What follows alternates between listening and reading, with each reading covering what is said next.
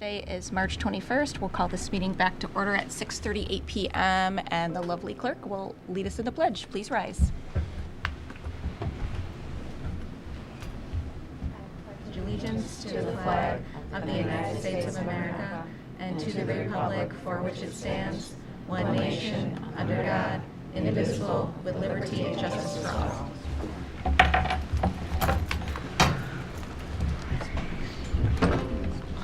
Kind of nice to be here when it's still like light out, isn't it? I know, I enjoyed it too. Happy spring. All right, board members, may I have a motion and a second to approve tonight's agenda as submitted? So moved. Second. Questions or comments? All those in favor? All in favor, none opposed. Thank you. Board members, may I please have a motion and a second that the consent agenda be approved as submitted? So moved. Second. Questions or comments on that? All those in favor? All in favor, none opposed. Thank you. And we have a treasury report this evening. May I please have a motion and a second that the treasury report, including the cash report, general fund report, general budget status, and school lunch fund be approved as of for the month ending January 31, 2023. So moved. Second. Questions or comments on that? All those in favor? All in favor, none opposed. Thank you. That brings us to special reports. We do have one special report this evening, a very special report. We have Executive Director of Monroe County School Board Association, Amy Thomas. And so she's here, and I know traveling to all boards to say hello. So.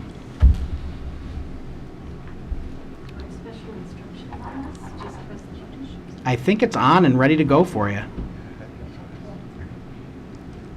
Is it working? It is. No. Oh, I thought it was. Hello. Is the red light on? No. Is a microphone working at the table? This one? Does this work? That's not working. Well, I can- what if you I pull can it go closer? ahead. There we go. There it is. Try now. Working now? Yeah. Okay. First of all, I want to thank you all for including me here tonight. I have, as Dr. Putnam was saying, I've been traveling to all the school boards that we represent within Monroe County School Boards Association, and you're one of my stops on the east side. So I thank you for allowing me to be here tonight. I want to say that I really appreciate your support in Monroe County School Boards and our incredible team. As you all know, we're very small but mighty. We have Nancy Pickering, who is in contact with you on a regular basis, our program director, and Mary Talbot, who is our office manager, and Sarah Peluzio, who is a legislative liaison for us this year. So thank you for that. We're here to support each one of you as you lead your communities. So feel free to lean on us whenever needed. But what I've been doing is introducing myself to all the boards. Not that I don't know most of you. I've seen you in our programs, and I appreciate that. But I would like an opportunity just to say who I am, how I was brought to this position. So I started full-time as the executive director last June. I served as an officer of the Monroe County School Boards Association for 3 years leading up to this position. I also sat on the Penfield Central School District Board of Education for 9 years, 6 of those years in board leadership. I am mom to four pretty good kids most of the time.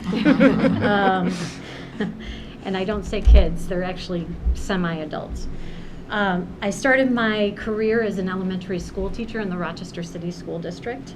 I've lived in a variety of places, including Georgia, California, Sao Paulo, Brazil, and a final move back to my birthplace, which is Rochester, New York. But the most relevant fact that I'm here to share with all of you is that I am a graduate of Penfield High School. Hey. Ooh. And I brought along some proof. That's awesome. So you are all very special to me, near and dear to my heart. This is falling apart, this book. Can I hide the year? That Too late. Too late. So I got lost coming in here tonight. Looks very different than it did years ago. Couldn't find the library, but I don't know that I could have when I attended Penfield High School. So that's a little bit about who I am. I am so proud to be here, and I don't know if you saw my shoes, but I am representing. So, why is Monroe County School Boards valuable to you as board members? You're elected officials. As elected officials, you know what the importance is to keep yourselves current and on trend. That's what we're here for, to support you in your important work. We develop leaders throughout the county, as you well know. Throughout the county, our programs, our offerings, our trainings, our law conferences, that's what keeps you current. We prepare and educate association members on current issues in public education. MCSBA is here to educate, inform, provide the necessary support to each of you as your leaders in your school districts. So our mission statement was revised a little bit this year. I just want to read that to you because a lot of school boards are not familiar with our mission statement. The Monroe County School Boards Association is a member-driven organization providing support to public school leaders as they strive to provide an equitable education for all students. We provide over 50 professional development programs for our membership per year. We've added to the program list this year, which I'm proud to say we added 4 additional programs. 3 standing committee meetings that many of you attend every month: information exchange, labor relations, and legislative. We have 4 board presidents meetings throughout the year, 2 law conferences, and 2 social hours that we added this year to our programming, and an annual meeting that's coming up in May that I look forward to seeing many of you there. We have 2 to 3 district clerk seminars. We actually have one on Thursday. We facilitate board retreats, and I will be moderating several Meet the Candidates nights, including yours, so I look forward to that. We have a prospective candidate seminar, so board candidates can come to a training this Saturday at the Doubletree that is just, many of you have probably participated in that, but that is something that really educates someone who's interested in running for the Board of Education. So we encourage all candidates to attend that. We produce 2 publications, Best for Less, which you should have your hands on, as well as Facts and Figures. Both have been published in February and should be distributed. If you don't have copies, please let me know. We also facilitate all the tax bill printing within the county. I want to talk a little bit about our legislative work because that is a huge piece of what we do, advocacy. So that piece is really led by our membership. So anyone who has been a part of legislative knows that we develop our legislative priorities through that committee. We have 10 position papers right now that we just recently utilized while we were in Albany. We had a 1-day back to Albany trip this month, which had been 4 years since we had been able to go to Albany. So that's a really key piece of what we do. Also, I would just stress the importance as a school board that you need to reach out to your legislators and make it a priority to meet with them and have them introduce them to your school district. I have to thank those of you, which has been pointed out already, for bearing the beautiful temperatures inside and outside at our legislative breakfast. That is something that we do every year. Typically, we have heat inside. This time, I don't know what happened, but I do thank all of you for attending that. We also have the Board of Regents coming to our next legislative meeting in April. So our newest regent will be in attendance, and we're looking forward to that. And of course, I have executive director reports that I provide monthly. So what's changed since June of 2022? Quite a bit. I have administered 2 surveys to the membership. And what I took from that, I wanted to garner your feedback on what you were looking for. MCSBA has always been rich with tradition in terms of what we offer. But what was it that we needed to refine? And in my opinion, your feedback meant everything. So 2 things, main things that came out of that. One was networking. We were coming out of COVID. People wanted opportunities to be together again. So going back to Albany in person was a priority. We had to totally redesign our website. What our website offers to you is information, real-time information that is really valuable as a board member. I try to keep you on trend with what's happening, and we really utilize that as the hub of information now. We have 2 blogs on the website that are secured blogs. One is for board leadership, and the other is my executive director blog, which I will be posting about this visit tonight. And we added, as I mentioned, the 2 social hours. We also have improved the hybrid model for our Information Exchange and Labor Relations Committee meetings. We are having some difficulties with offering the Zoom format for those meetings, but that is something that we have really tried, very, very diligently tried to improve this year because of the audio was not as clear as it could have been. So we're proud to say that we have improved that. And of course, we've created efficiencies thanks to Nancy Pickering in signing up for standing committee meetings. So those are some of the things that we have done, things to look forward to. We're going to go to a one login to our website. That's one thing that people have been complaining about because we have several different logins that you have to use. That will be improved this summer, along with other course offerings that we're looking into. So with that, I'm going to conclude. I feel like I've rambled on and probably taken too much time. So if you have any questions, That was lovely. I'm Thank you. completely open to questions, critiques. We have a long Do list you? of questions. Board members, questions for Amy? Comment. Yeah. So speaking of Zoom, I was on a trip when I was supposed to be at Info Exchange on the esports thing, and I was able to watch it after the fact. And I was, you know how moved I was by what I saw because I reported to the board about it.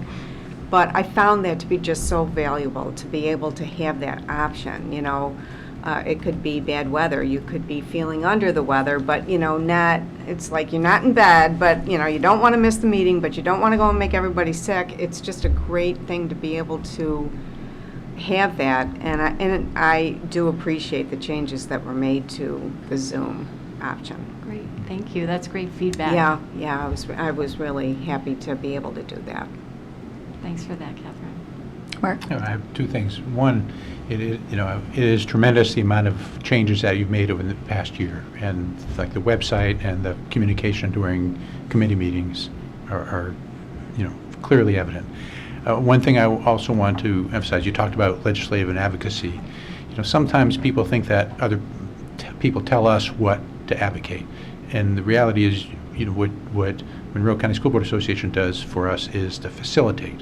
These white papers are written by the members of the boards of the associated districts. You help with research and information and a lot of, let's say, political intelligence in terms of what's going on in the world. But, it really, no one is telling us what to advocate, and I think some people think that.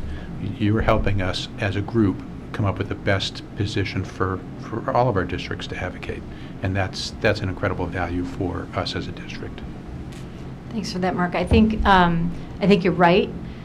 A lot of people don't know, and that's the importance of coming out to boards too, to educate the community. It's not educating you. You're already a participant of your professional development training, but educating our communities on what is it that we do and how do you keep yourselves on trend and current. Speaking about advocacy, we advocate not as individual districts. We advocate together because we're all facing very similar obstacles, sometimes challenges, that we have to work together. Our voices are much stronger when we work together. And so that's how those position papers are developed and created. It's really through our membership playing off of one another and trying to best understand how our districts are impacted by educational trends. So thank you for that. And yes, our legislative committee is really member-driven. I want it to remain that way. It's really important that you have a voice at the table. It's not my voice. And I will do the research to help create those position papers. So Other questions or comments? Yeah. I do have another question. Prior to the 4-year break from being able to go to Albany, we have been very proud of the fact that we had a close interaction with our lawmakers, and that was a very concerted effort. And MCSBA, sorry, my mind is racing a little bit, and the individual school districts. So I'm curious, how are things now after the break? We have new lawmakers, we had the break, we have new members on legislative committee. What's your take on where things stand? So I will say that our first trip back to Albany was a success. And really, again, it's because we had 23 members from across the county that participated in that. I would say out of that group, there were a group of very strong veteran members of school boards that helped deliver that message, which I think always is helpful if you have someone who's a veteran that's part of that conversation. Albany's changed quite a bit. Tom, I don't know if you feel the same way, but I do feel as though the climate has changed a little bit. Okay. I think people are dipping their toes back into Albany and having these face-to-face meetings. We were surprised by a couple of meetings. We were very upfront with how many people were coming within the association to advocate when we were arranging these appointments. We were surprised to find that once we got there, there were a couple of meetings where legislators either stepped away, which can happen, they can step away, they're in session, but surprised by the fact that they then made limitations on how many people could enter the room, which had not been communicated very well to the group. So that makes it a little bit challenging for someone who's made the trip to Albany. We don't want to waste your time as board members. We realize most of you are working in addition to your volunteer service.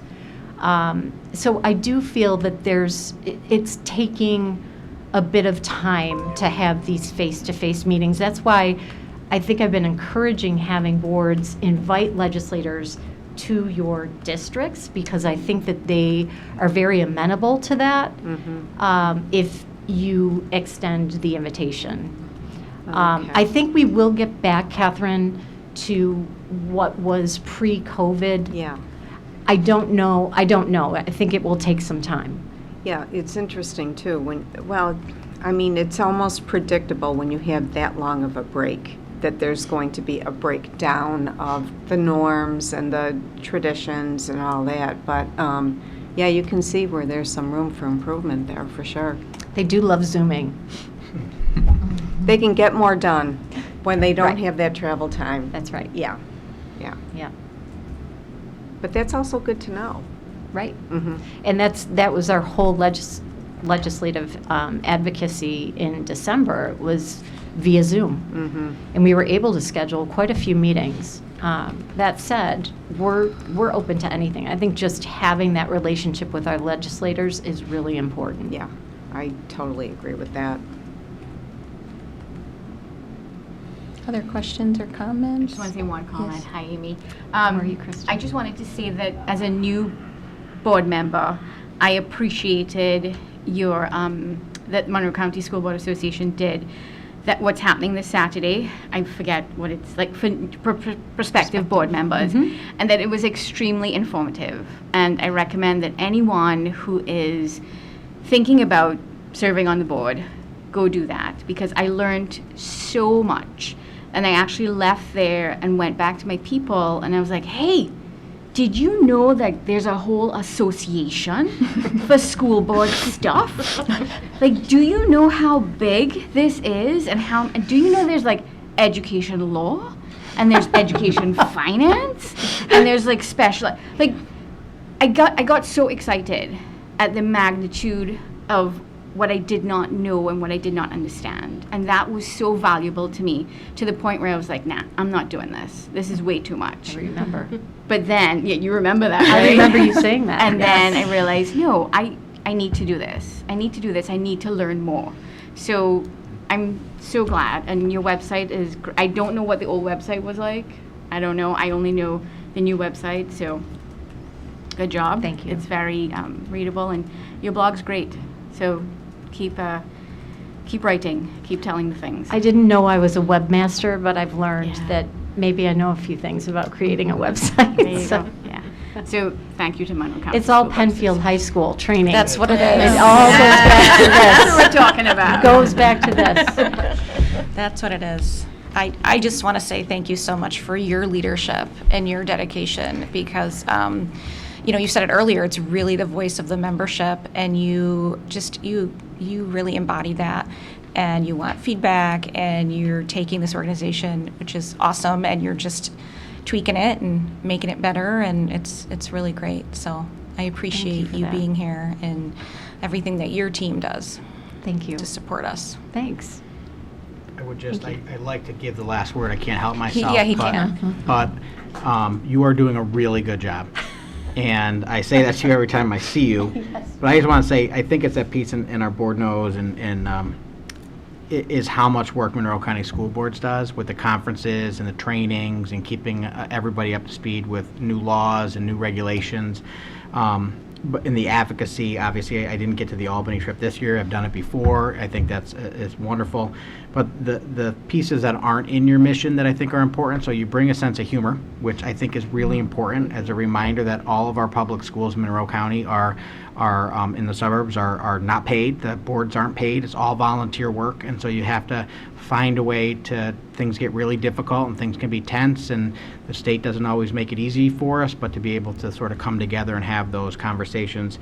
And really is the all of our districts are working on social emotional learning, and I think you bring that every day. So you've been a sounding board and sort of calmed a number of superintendents down as we work through changes in our district. So thank you so much, really, for everything that you do. You're very welcome. It's my pleasure. I enjoy every minute of it.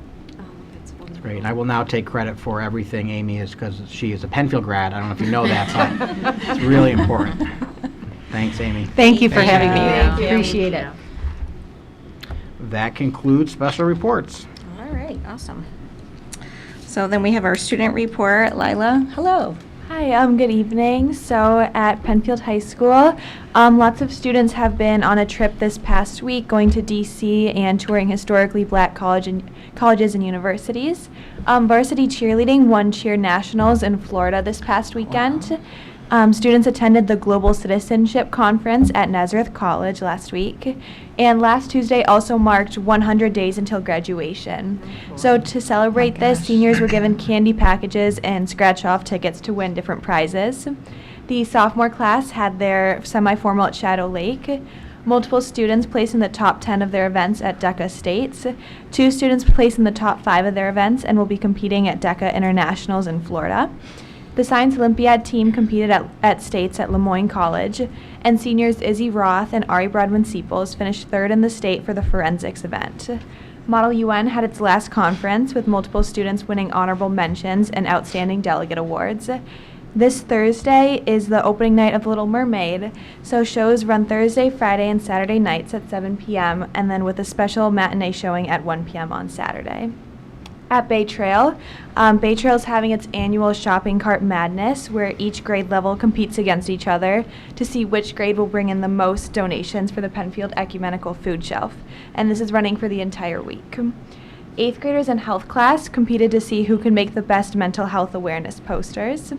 At the elementary schools at Harris Hill, the Harris Hill Best Buddies Club had a special meeting on St. Patrick's Day to play themed bingo. At Indian Landing, 3rd graders are learning about mass while building their own paper bridges. At Scribner, kindergartners have a bowling field trip planned for this Thursday. And at Cobbles, students and staff had lots of fun participating in Roll Switch Day, where students dressed up like their teachers and staff dressed up as students. And 5th graders were able to attend the Rochester Philharmonic Orchestra concert at Kodak Hall. Thank you. Thank you, Lila. Questions or comments for Lila today? No? Very good. Awesome. Thank you so much. Thank you, Lynn. Thank you. Lila, do you have a calendar where you're counting down from the 100 days to graduation? I do not. I think we're at 93 maybe. Okay. 93. Nobody's counting, but all right. Thank you. Crazy. All right. So that brings us to superintendent reports. Great. So I've got some reports. I have student staff honors, just a couple of updates, and then I'll turn it over to Dr. Driffill, who we're all very, very thankful that he's feeling well and is here today to do business updates. Winter Scholar Athlete teams, congratulations to the following teams on being named Scholar Athlete teams for the winter season. And so I won't read them all, but they're all on our agenda. And again, it's just that piece that I always love, because when we talk about student athletes, the student comes first. And so really what this is their GPA is at a level, a team-wise average to support this. And I think that's always great. So we're academics and athletics here. DECA Awards, as we heard about, 5 PHS students earned the top 10 awards at the state DECA competition. So congratulations to Jolie Kelman, Kira Mack, Lizzie Mueller, Olivia Solomon, and Andrew Taddeo. Olivia placed 2nd overall in the state, and Takira placed 4th overall in the state, allowing them both to move on to the International Career Development Conference competition. So just great. And believe it or not, our DECA club hasn't been here that long. It started back. We had one years ago, and were you in DECA? All right, so we had one at one point, and then, gosh, as like within the last 7-ish years, DECA came back and really grew. It started with just a handful of students and really grew. And again, that business learning that they get is great. A robotics award, congratulations to our team 1511, which earned the Impact Award at the Finger Lakes Regional Robotics Competition.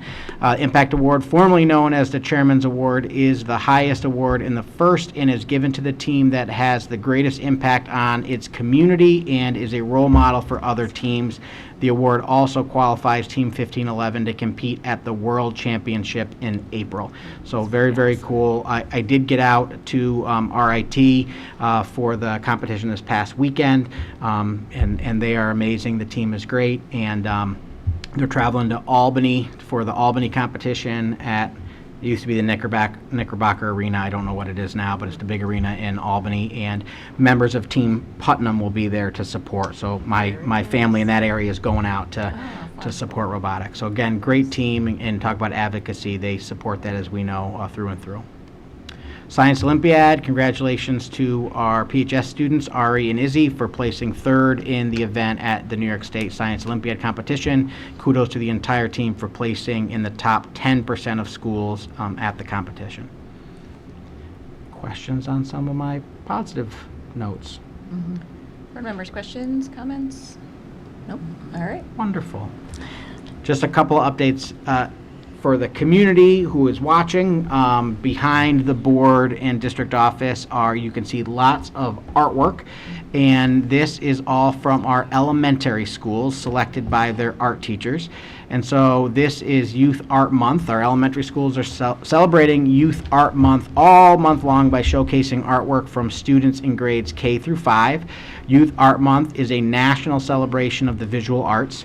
Our amazing Penfield art teachers would like to recognize the skills that the visual arts help to develop, which include problem solving, creativity, communication, and observation. And the district believes that the arts are a necessity for the full development of the whole student. And thank you to the Board of Education and our community for their continued support for our programs and showcase of student art. So please, if you get an opportunity after the meeting, to take a closer look and see. But again, I'm amazed because it is K through 5, and I have no art talent. So I look at this and I'm like, it's amazing. You look at some of the kindergarten work, and again, we know that is because of some talent, but also really hard work on students, and also our art program and art teachers sort of inspiring and supporting kids. So great stuff with the Youth Art Month. That actually, I think, oh no, I'm going to skip to one. The Penfield Education Foundation, as a reminder, the Penfield Education Foundation is a not-for-profit organization that works with the district but is not part of the district.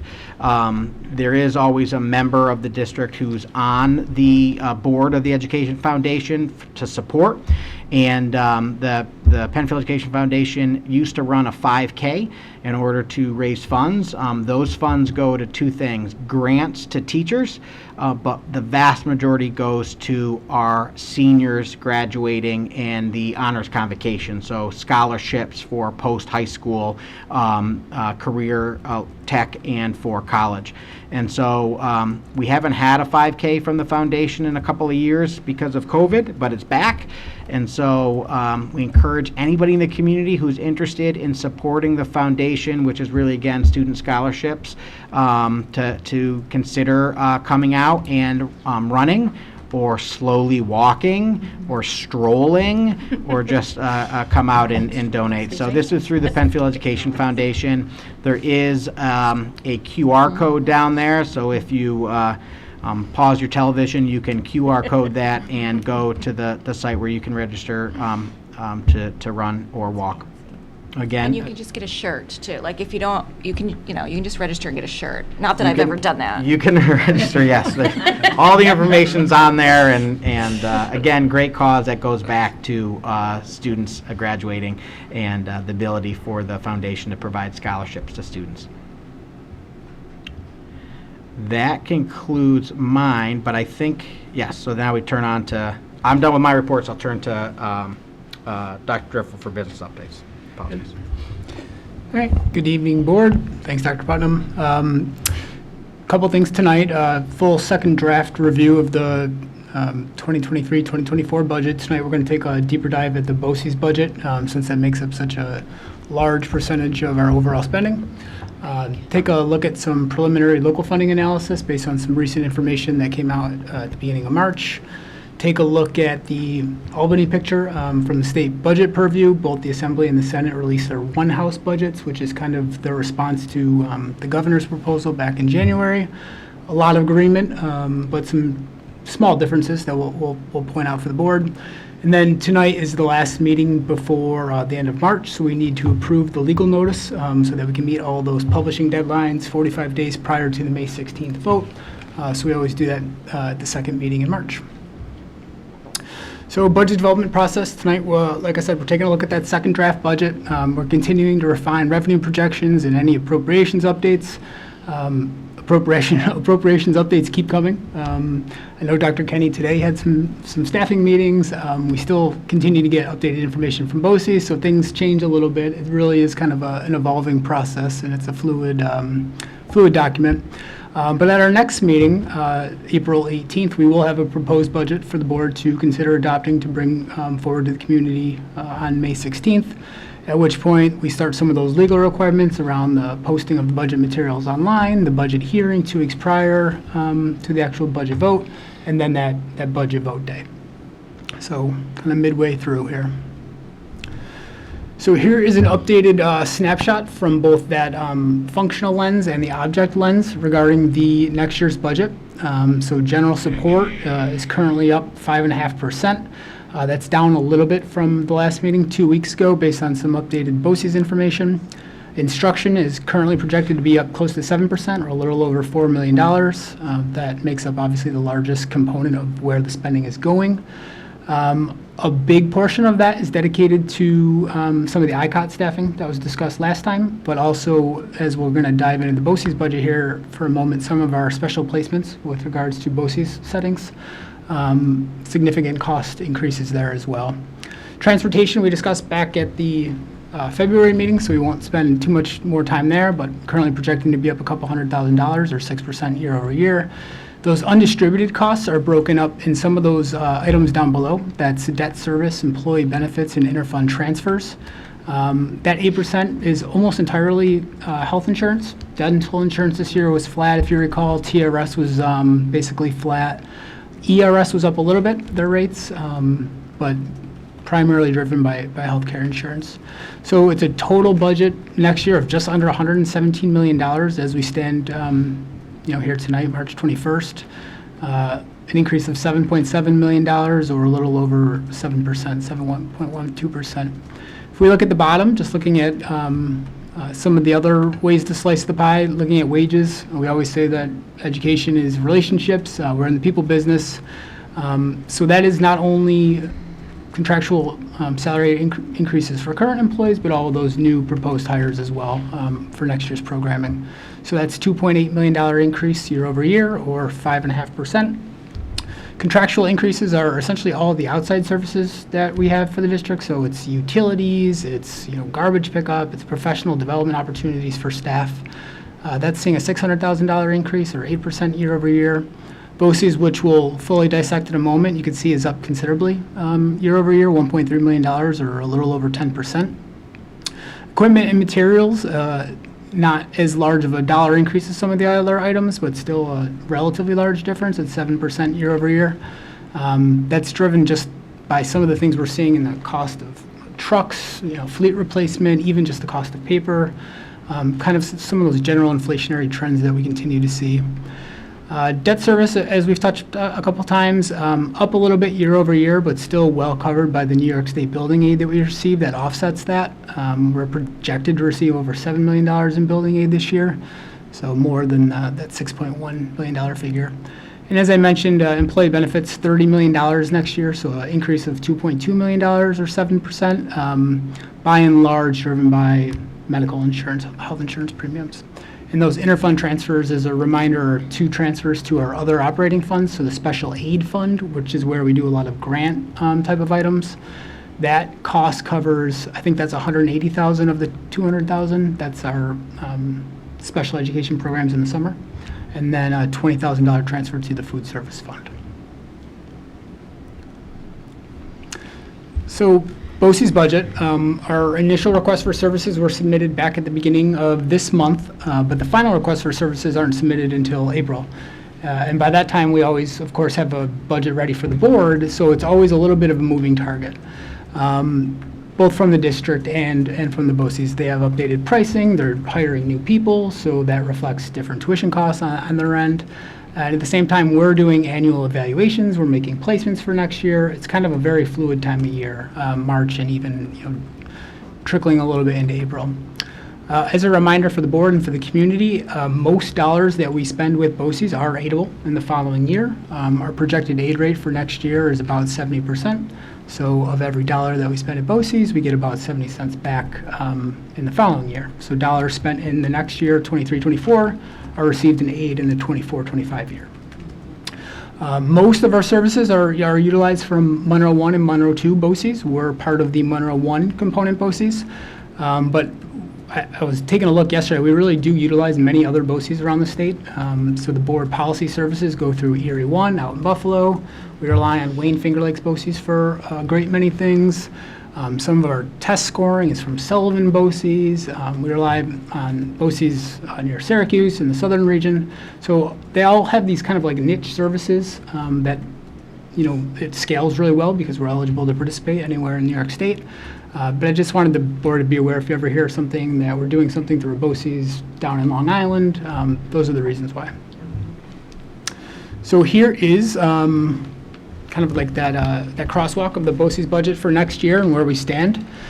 So the Board of Education costs are, like I said, devoted to that Erie 1 policy service, which they do a great job, I think, of updating the board on laws, regulations, policy changes that are coming down from a legislative lens. And of course, it's aidable. So it's a great bang for the buck relative to getting those kind of updates from an attorney. The business office is a big part of our BOCES budget. That's where most of the administrative software is housed for the district. It's where all of our printers are, so all of our copiers, all of some of the things you would think of as being more instructional oriented. So things like our substitute service, our teacher evaluations, some of our special education software. It all kind of flows through the business office. So seeing a 6% increase there for next year. The HR office, just a $2,500 increase. That's part of the BOCES 2 labor relations service that we subscribe to. Public information is mostly related to records management. So we need to, as a public entity in New York, a local government, adopt to, I think it's called the ED1 now, which is the records retention schedule in New York State. Some items we need to keep for a year, some are 7 years, some are forever. So they help us digitize, archive things, That's a really valuable service that we subscribe to. Operations and maintenance is our safety coordinator from Genesee Valley BOCES, and it also is a lot of our telephone service as well. BOCES administration is just the administrative cost that BOCES has to pass along to us, and that's billed equally throughout the components based on a per pupil share. Curriculum development, there's a lot of professional development opportunities for staff there. Instruction is the regional summer school. It's tutoring opportunities. It's where our Delphi counselor is billed through. It's where the BOCES for Science program is, the BOSAT program. So just about $1 million there, no change year over year. As I mentioned before, that special education placement is seeing the big increase for next year, driving that total $1.3 million increase, $1 million there. So it's twofold. One, we're seeing more placements at the K-6 level. Some of those placements are very expensive. They can be $100,000 placements.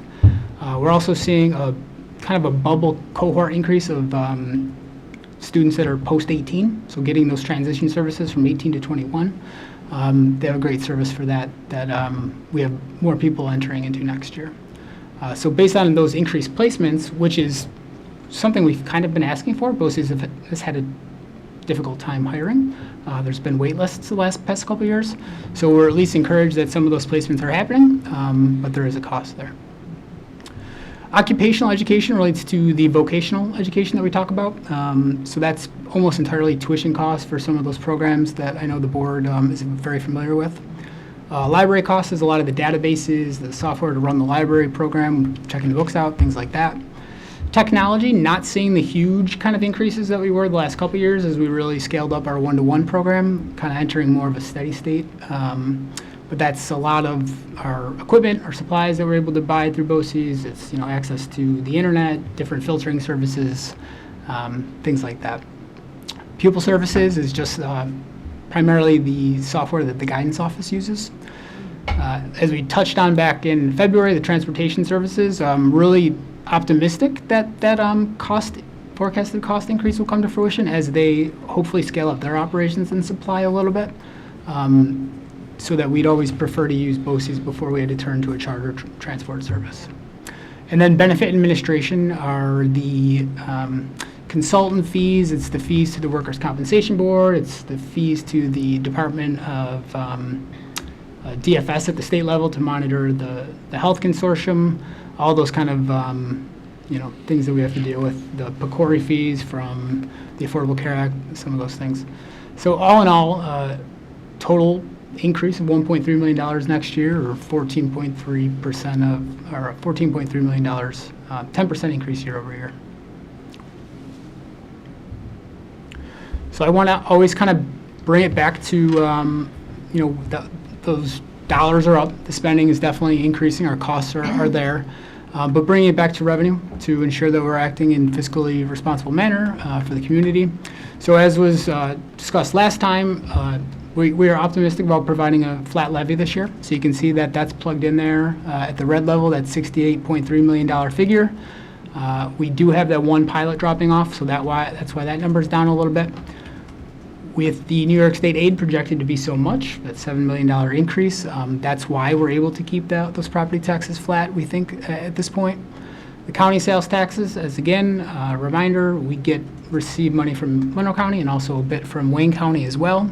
Projected to increase substantially next year, 10%, as those revenues continue to flow. And then all other revenue, all up, all in, up 9%, or about $150,000, mostly driven by interest earnings that we've received on dollars that have been in the bank as rates have risen. So projected spending at this point is 116.9. We're currently sitting at 116.5 in projected revenue. That leaves that question mark there, that assigned fund balance. Last year, we were $250,000. Traditionally, Penfield has always been about $2 million. But in the last couple of years, with the state aid being so generous as they phased that foundation aid formula back in, we've lowered it.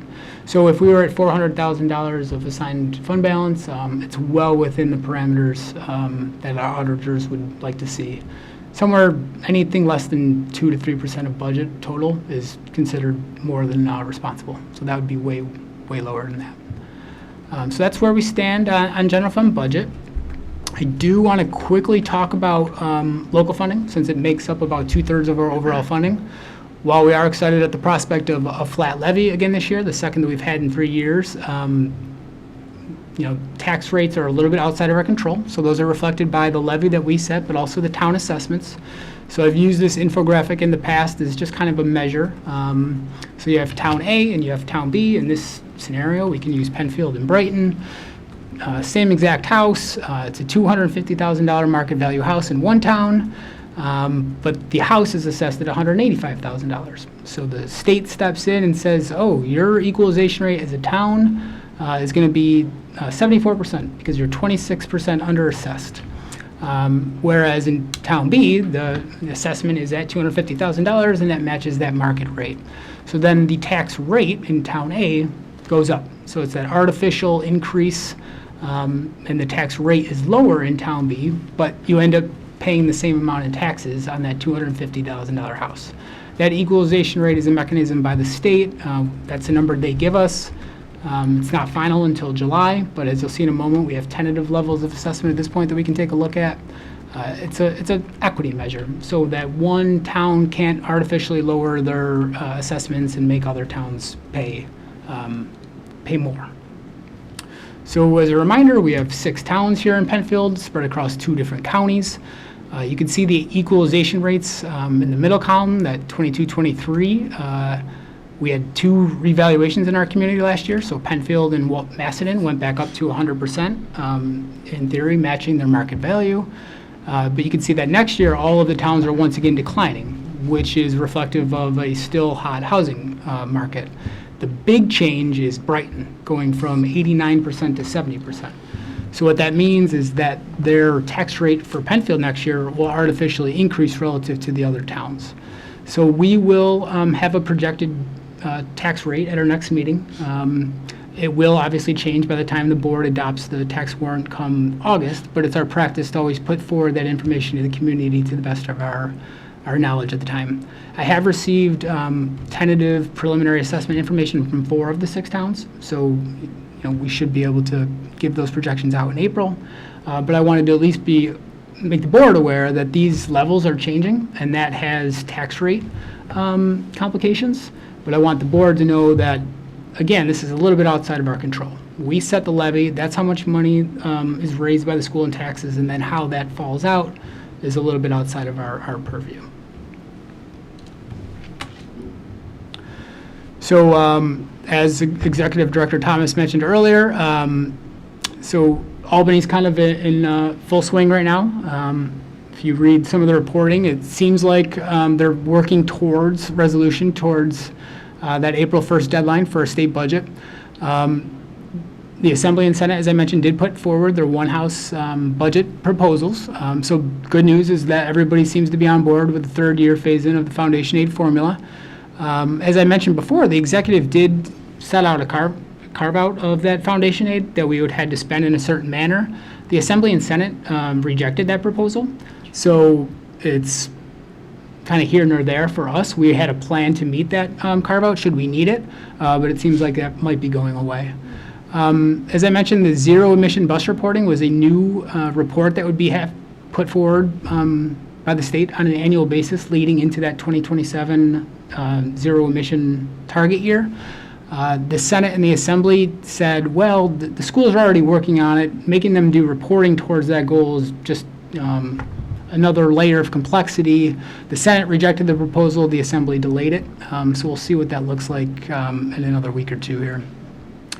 Back when Andrew Cuomo and Bill de Blasio were still in office, the state put in motion a new school level transparency report that we have to do. It's in addition to the ESSA report, the Every Student Succeeds Act, that we have to do from the federal level.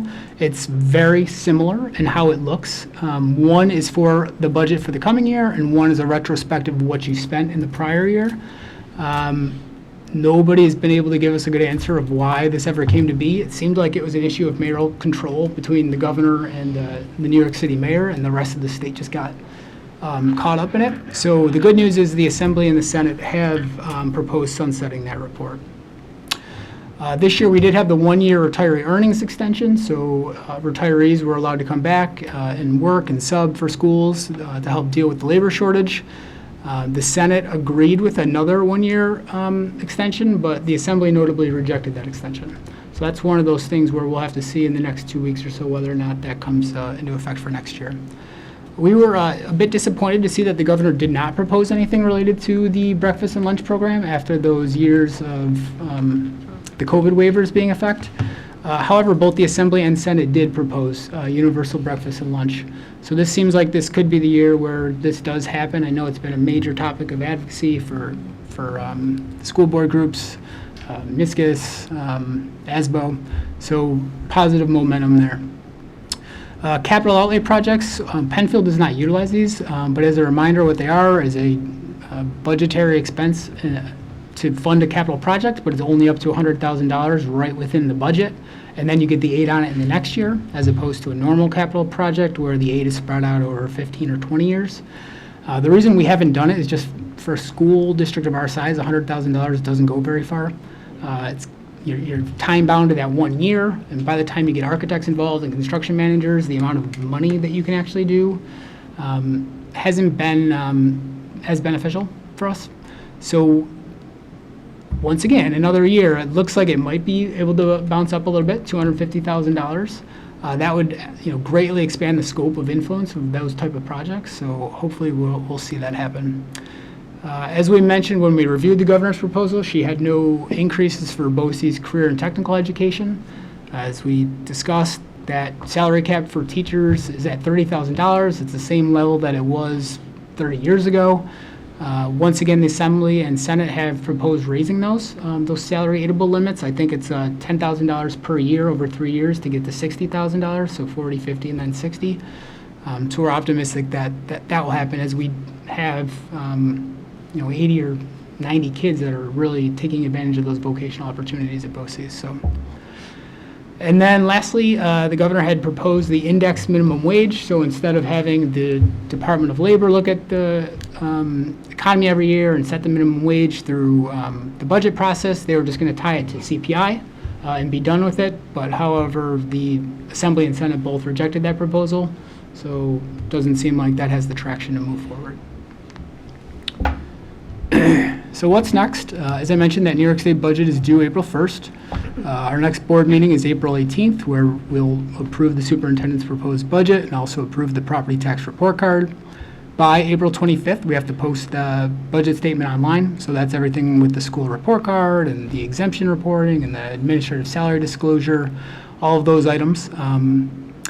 May 2nd is our annual budget hearing. That'll be here at Penfield High School at 6:30. And then May 16th is that annual statewide vote and board election. We have 3 propositions this year. We have the school operating budget. We have those bus purchase proposition that we discussed last time, buying 9 buses. And then we have those 2 Board of Education seats that are coming vacant. So with that, I'll open it up to any board discussion. Thank you, Dan. Questions or comments for Dan tonight? Mark? I thought it was interesting, first off, that where did it go? The equalization rates dropped for everybody. And normally I always assumed it was, the certain towns were 100%, and then everyone kind of went up or down accordingly. But they all dropped, and like you say, some significantly, which just is a reflection of the housing market. Yeah. So even, like I said, the 2 that did reassessments last year, they're already dropped just Right. after a year. Right. So. The main thing is it's really like the relative difference is really how it's going to affect one town versus the other. Correct. The other thing I was going to ask is the 1-year retiree earnings extension, whether it's extended or rejected, do we have a sense on how that would impact us in terms of hiring? I mean, do we use retirees oftentimes for substitutes? Do you know how that would impact things? Yeah, I mean, overall, it's once retirees who are collecting a pension hit their cap of what they can earn, they don't work for us anymore. So I don't know if we have like hard numbers of what the impact is, but we have a number of people in different roles who are coming back and working after retirement and able to make more over that cap. So I don't have a hard number in terms of how many staff, but it's been very helpful for us in most districts in these years with less staff. All right, So, thanks. Yep. Other questions or comments? I thought that was interesting as well about the assessments, and I actually thought with the interest rates rising that we might see a little bit more stabilization there, but that's not really what you're seeing. I take it. No, yeah, it seems like it seems like housing is still a valuable commodity. I think it's important. Dan, I like the visual you use, and I think we've talked about that year after year, or the last 2 years. I think it helps because I think the equalization rate is one that is complicated for all of us. It really is. It really depends on your house and what the tax rate is. But I think it's so important, and you mentioned it, is like we don't set it, the town doesn't set it, but it really comes from the state, is my understanding, in terms of we don't have any control over that equalization rate. Yep. So I think it's important to note that, it's one of those pieces that are out of our control, like many is, but we've always been as transparent as possible with letting towns know, because we have 6 different towns and they're all impacted differently. Right. I also appreciate seeing all our advocacy, right? That's kind of cool, especially with Amy Thomas here. But I mean, to see that the governor's not really coming forth with some things, and those are really some points that we've been doing through NISBA and through Monroe County School Board, so I think that's really cool. And I have one question for you, Dan. Just a clarification for myself in my brain, but I want to find it. So in the BOCES budget, everything is specific to Penfield except for that BOCES administration portion, is that correct? Yep, so BOCES has administrators, and we share their salaries. Right, equally. with all our component districts. Yep. But, so all the other line items are specific to our needs? Correct. Correct, okay, perfect. That's what I thought. But my understanding is that's based on a per pupil basis, right? So Yeah. it's not the same dollars for every district, but Correct. it's equivalent based on enrollment. Yep, you got it. All right, great. That's all I had. Everybody good? All right, I think we're good. That concludes superintendent reports. Awesome, thank you. Okay, so board members, we're moving on to item 5, public comment. We do not have public comment period this evening. We did approve a new policy, so I'm just going to read a little bit of that. Can I just, I or don't want do to you- interrupt, but yes. I have a slide in the wrong order, so if anybody watched, when I went through my report, I hit a slide, a public comment slide, which is out of order because it's not in my report, but it was supposed to be here. Oh. So if you're watching at home and you saw a slide. Oh, so everyone can read it and I Yes. don't have to read it? Well, you still got to I'm just read it, I kidding. think, but the print's really small. So you still have to but- listen to me read it? Okay. Yes, yes, All right, that's that's fine. So instructions to participate in public comment period are listed in the agenda and available online. Those are very similar to previous before the policy, except I think the 1 p.m. Tuesday time might have changed slightly. Right. Individuals who choose to participate in the public comment period should note they agree to and are bound by terms outlined in Policy 1515, which includes conducting themselves in a civil manner and following the district code of conduct, refraining from any comments specific to personnel or students, not only names but also identifying information. We want to, of course, refrain from slanderous statements, any obscene language, threats of violence, or statements advocating any sort of prejudice. In order to protect an individual rights of and privacy, please contact the board president in writing if you have any concerns about a specific student or personnel. Generally, the board will not be responding to items presented or questions raised by speakers during this period. The superintendent or board president may provide a response in writing if needed. The superintendent or board president may also determine the need to correct any misinformation that may be shared. Should individuals act in a manner inconsistent with this protocol or policy or code of conduct, they may lose privilege of the floor at that meeting and future meetings. Individuals scheduled to speak must limit their comments to no more than 3 minutes and will first be recognized by the school board president. Once recognized, they can proceed up to this designated table and identify with their name, any organization, and a brief description of topic. And that moves us to facilities. There's no facilities this evening. And then it moves us to our financial items, which you get to listen to me read again. Aren't you so excited? but I have Dan's shorter version, so that's nice. So this, we'll have a motion in a second, but this will be a roll call tonight by Kathleen, okay? So notice is hereby given that a public hearing of the qualified voters of the Penfield Central School District, Monroe County, New York, will be held in the senior high school building in said district on Tuesday, May 2nd, 2023 at 6:30 p.m. Eastern Daylight Time for the presentation of this budget. That the annual meeting, vote, and election of the qualified voters of the Penfield Central School District of the Town of Penfield, Monroe County, New York, will be held at the senior high school in said district on Tuesday, May 16th, 2023, between the hours of 6 a.m. and 9 p.m. Eastern Daylight Time, at which time the polls will be open to vote by voting machine or ballot upon the following items. 1, to elect 2 members of the board for 3-year terms, commencing July 1, 2023, and expiring on June 30, 2026. 2, to adopt the following proposition. Proposition 1, to adopt the annual budget of the school district for the fiscal year 2023-2024. Proposition 2, to purchase 5 66-passenger school buses and 2 71-passenger electric school buses and 2 30-passenger school buses for the purpose of providing student transportation, including original equipment and incidental expenses for the foregoing purpose, at a total estimated cost after taking into account state aid and trade-in value and rebate not to exceed $1,720,425, and that such sum or so much thereof as the board may deem appropriate in its discretion shall be paid from the 2017 Bus Purchase Capital Reserve Fund to the extent that it is funded. May I please have a motion and a second? So moved. Second. Okay. Kathleen will do a roll call. Thank you. Emily Belcer, Aye. Lisa Benati-Chidsey, Aye.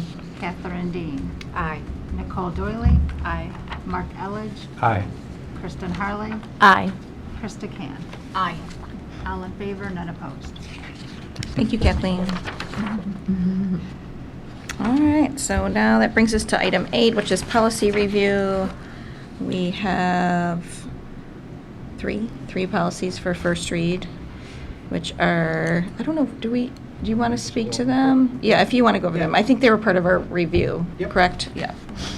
Yeah, so these, there's 3 policies, 6121 sexual harassment in the workplace, 7530 child abuse and maltreatment, and 7670 due process complaint selection and board appointment of impartial hearing officer. These are part of our ongoing 5-year policy review, as well as some legal changes that came from Erie Policy Service that the board utilizes. And so the changes are up on the website under policies under review, and there are some changes primarily really making sure that our board and district policies align with New York state law and legal review from Erie BOCES service. So I would just encourage, as always, community can take a look at it and offer any suggestions or comments, concerns, and the policy committee will review them, and we'll probably be back next meeting for second and review, or second reading and approval. Awesome. Board members, any questions or comments? No? All right. So we are on item 9, president remarks and presentations. So for our consideration, board members, is a draft board meeting schedule for 23-24. I can't believe we keep saying 23-24. So that is something that we vote on, right, at the next meeting? Is that what we do? Or we don't vote, we just know it? That's what I There thought. you Okay, I couldn't remember if we voted on that.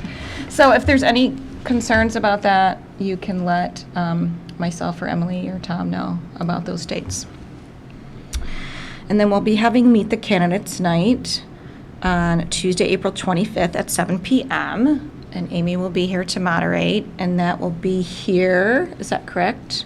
Yes. Yep. Okay, so that meeting's going to be here. This is going to be a closed meeting, and so in the past, what we have done with streaming is everybody has done it from their house, and then there were some technical difficulties with that.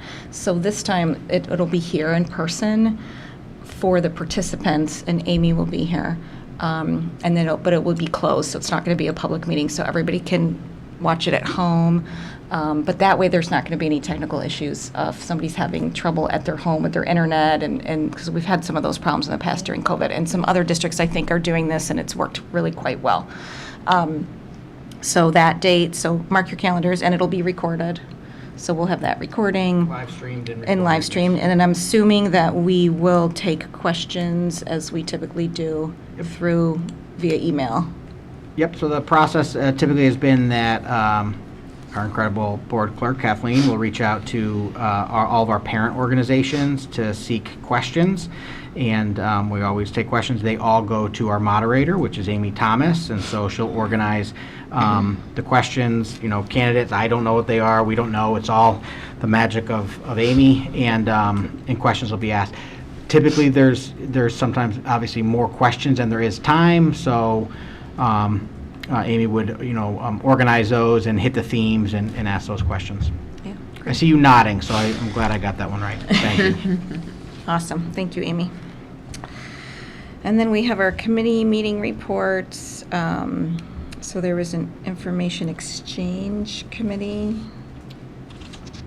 Yes, there was. Is that the one that, okay. Yep. I'm getting confused. Catherine was on Zoom, and I was in person. And so the information exchange was actually about Parent Square, which is Fairport presented on Parent Square. They had their director of communication and another administrator, and then their superintendent, Brett. They did a very nice job presenting. I gave a lot of kudos, from Penfield to Fairport, because they've been using Parent Square for a while now, and it was actually came to us from some Penfield employees that live in Fairport. And so this is our first year with Parent Square, so we're still navigating some things, but they really walk through how they rolled it out and the features they've used and some upcoming features that Parent Square is able to utilize. And so they did a really nice job. A number of districts are looking at Parent Square. And so, again, it's something I'm glad I went to support others who are using Parent Square. But it was a lot of the, I was able to share some things that Penfield is doing because Fairport learned the hard way, and because they came before us. So again, we're still using Parent Square, and it's some of the same pieces. Is there's really no perfect way to communicate. It's one way to put everything in, but one of the things we talked about that they shared was they're a Google district where Microsoft, they use School Tool for their grading and student management system. We use Infinite Campus. But the same piece, when we used Infinite Campus, if teachers or staff sent an email to students and said, I'm your child's English teacher, it came from IC Messenger. So it didn't come from the teacher's email, it came right through Infinite Campus. And so if the employee didn't say who they were, and you have more than one child in the district, it got very confusing. And then if you wanted to search your emails to find an email that was sent 3 months ago, you're searching for IC Messenger, and you have to go through all of them to figure out. So Parent Square, without a doubt, and Fairport talked about this in the presentation, can feel overwhelming because there's lots of Parent Square messages coming, but it's all controlled in the app. So if you need to know, there was something sent that had to do with my 5th grader, then, that went to all 5th grade, I can go and look at every message sent to me as a parent regarding a 5th grader. So it is helpful that you don't necessarily have to be on it all the time, but you can always go back and everything's there. And so, again, it was a nice presentation, something we already use, but I brought back a few ideas that we can do to continue making our use of Parent Square better. And the meal was garbage plates, so just so you know if you missed anything. What? I want to know about the good food meetings, because I like Very food. Krista likes food, too, so. We'll go to all the food meetings. Thank you. You're welcome. I am hearing positive feedback from the PTAs when I rotate meetings. I'm guessing I'm speaking for most people that we're hearing positive feedback about Parent Square. And to your point, both points, it's a little overwhelming at first, but then the fact that you can go back and find things in categories, and it's quite nice. Yeah, they're really looking at, and we're still working on trying to get everything through Parent Square. We talked about, as a board, as a community, one of the main reasons that really pushed us to Parent Square was the use of staff social media pages. And social media has changed so much, and then privacy and posting pictures of a class, which is so cute and we love it, but social media is pretty open. And so, again, we're still in, I would say, the learning year. And so we know we still have some stuff we're cleaning up on, but ideally, Parent Square is the place where you can see the pictures of your kids in the classroom, the principals sending newsletters, so they're not all different, like different apps and different systems, but all through Parent Square. And so we're still very clear that we're still like in year one, and we're still building with that, but it's been really, really helpful. I have heard, to be fair, I've heard some really positive, and I've heard it feels like I'm getting too many messages, and that is true. The more kids you've got in the system, the more messages you might get. There are some controls as we look at, this year and next year. There's some ways to like turn off certain things through the app, so you only get the end of the day message, sort of the summary message, versus getting every single one that comes in. But it is also a learning curve, because the other option is going back to emails coming out, and those are really hard to keep organized in. And I think the same concern we heard before Parent Square, which was I'm getting too many emails, I can't find the emails that I'm looking for. So that is the one piece. As a superintendent user and as a parent user, I also can see how many messages come in, and it can be a lot, but I've personally used it to be able to go back and say, I know there was a message about SAT sign up, and I don't remember when I got that, and I can find it really quick in Parent Square versus trying to go through emails and find one. I agree. Thank you. You're welcome. And then we've had just one district committee meeting, health and safety. I got it. You got it? All right. Yep. I didn't have to go to jury duty. All right, so I was we're good. wondering. I was there.